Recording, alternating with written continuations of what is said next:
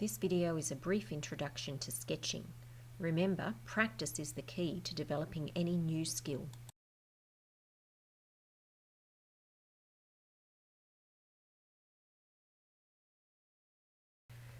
To begin with, we need to practice just being able to loosely and quickly get our pen to paper to get our ideas on the page. So holding the pen loosely and practicing being able to draw these strokes in one motion as is shown in the video.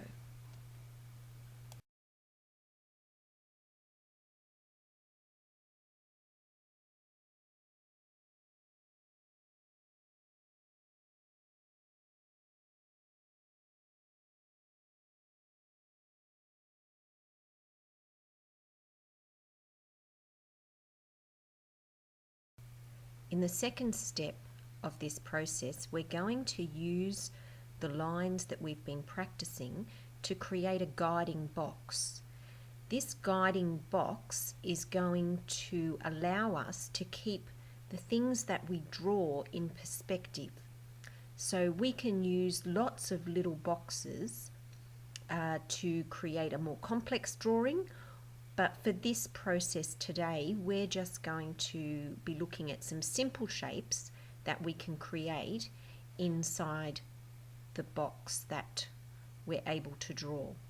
One of the things that you need to remember is to keep all of the lines parallel. One of the first mistakes that students usually make is they forget that the lines actually relate to each other. So all lines in the same direction must be parallel. In the third step, we actually begin drawing a shape, and we're going to put a cylinder inside our guiding box. So we draw a circle on the bottom of our box, and we draw a circle the same size on the top level of our box. And then we're able to join the lines top to bottom to create that cylinder shape.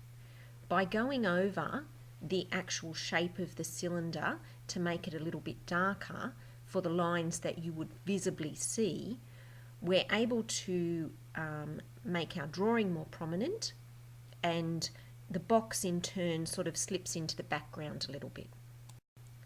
By making the base of our cylinder smaller and keeping the top of our cylinder the size of the box, and then by shaping the sides, we're able to create a cup shape, and by creating a narrow flat box, we're able to create a phone shape.